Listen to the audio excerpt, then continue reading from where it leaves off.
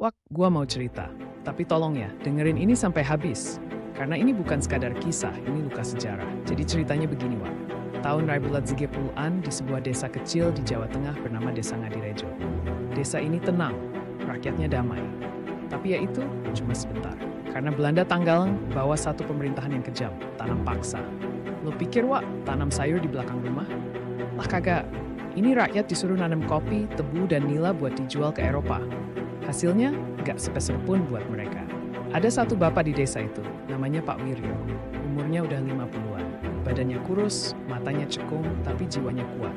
Beliau sering mengatakan gini ke anak-anak muda desa, kita ini hidup bukan untuk tunduk, kita hidup untuk bertahan. Tapi ya Wak, Belanda nggak peduli. Suatu hari tentara Belanda datang ke rumah Pak Wiryo. Mereka tuduh dia nyembunyiin hasil panen. Padahal yang disimpan cuma sekarung beras buat anaknya yang lagi sakit. Lo tahu apa yang terjadi, Wak? Pak Wiryo diseret, diikat di alun-alun, dipukul pakai rotan, disiram air garam. Dan itu ditonton sama warga sendiri. Semua orang takut karena kalau mereka lama, nasibnya bisa sama atau lebih parah. Setelah itu, Pak Wiryo nggak kelihatan. Desa bilang dia dibuang. Tapi ada satu saksi, namanya Mbok Darmi. Dia bilang tengah malam dengar suara tangisan dari balik gudang pos Belanda. Suaranya pelan kayak orang yang nahan sakit. Tapi bukan sakit badan, sakit hati. Beberapa minggu kemudian anak Pak Wiryo meninggal. Ibunya nyusul karena demam tinggi. Bagaimana ini? Mulai kehilangan harapan. Tapi Wak, di titik itulah muncul perlawanan kecil.